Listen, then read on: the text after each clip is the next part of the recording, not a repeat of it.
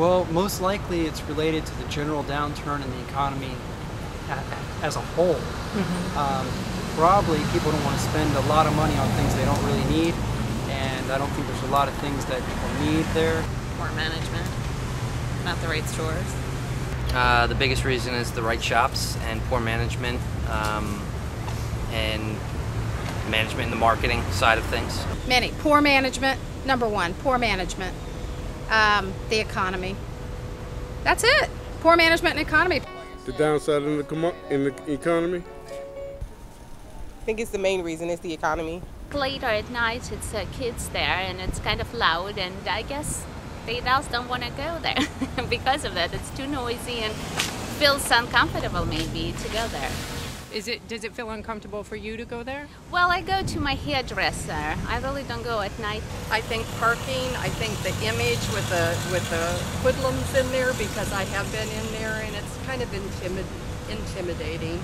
I did not like the protesting on the sidewalk. I'm glad they're closing the sidewalk.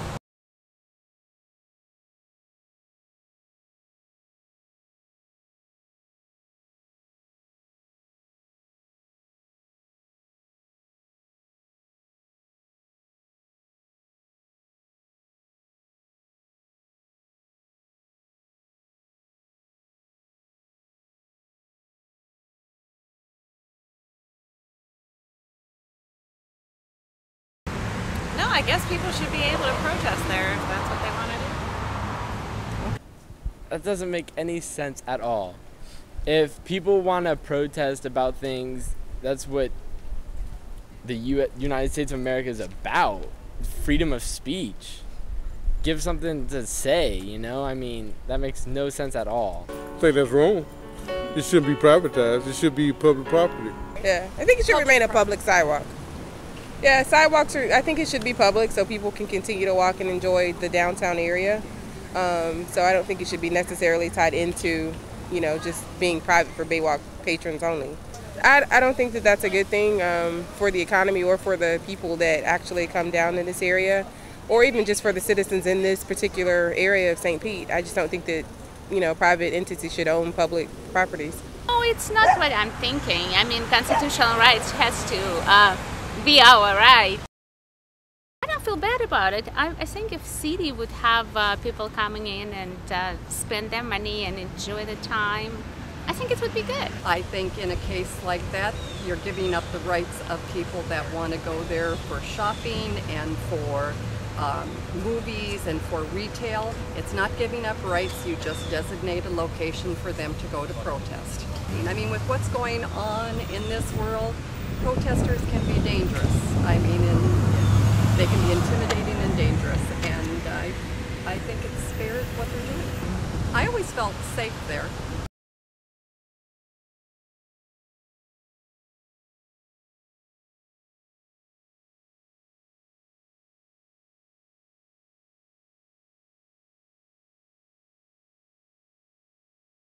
If $6 million is going to get that place up and going, and if we have to forfeit some of that First Amendment right, I'm all for that, because there's a lot of places you can protest in this city, including City Hall, the libraries, any other street.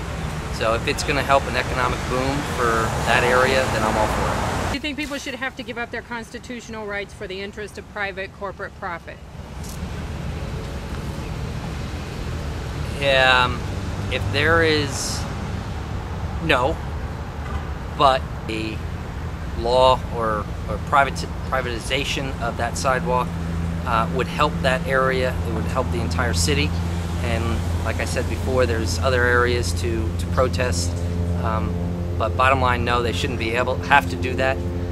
But I think in this situation, it might be necessary to do that.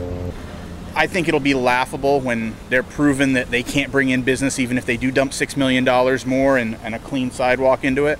I agree with them taking the sidewalks back, privatizing it, because I think it's the lesser of two evils. I think we should be able to protest. I just don't think we need to do it right there. I think we could do it downtown somewhere else. We've got so many places that are wide open. You've got Straub Park, Vinoy Park, you've got the pier, you've got a lot of other locations. Maybe not the pier, that's shopping too. Let's not do that. So yes, I totally believe in free speech. Let's just do it somewhere else. Since when does somebody's right of free speech trump somebody else's right to safety and privacy? Why does one trump the other? You know, you can't yell fire in a crowded theater, and you don't have a right to disrupt business and intimidate people. It's just, you know, why does one right trump the other? Have you heard of protesters hurting people or being a safety issue at Baywalk? It isn't a matter of hurting physically, it's a matter of intimidating. You know, they get away with it because they're allowed to get away with it. Their theoretical, at the present moment, right to free speech trumps everybody else's right to privacy and safety. Yes, it's intimidating. You know, during the last elections, they had a pretty good idea. They called them free speech zones. St. Petersburg would probably be well bet if they picked a spot in the back of this parking lot and designated that as the free speech zone and let any protester for any reason go there. And they've got their forum, they've got their place, and at the same time you're respecting the privacy and the rights of everybody else. Generally, I would say that, you know, freedom and the rights that we have, our constitutional rights to assemble and, you know, let people know our opinions, should never be for sale to anyone, and that to do that counters everything that the country's supposed to stand for. And, you know, the city as elected officials and people that serve the public should be serving the public interest, not the private interest of the people that own Baywalk. Surely, if they don't want demonstrations, eliminating the sidewalk as a place to demonstrate will just probably generate a lot more demonstrations.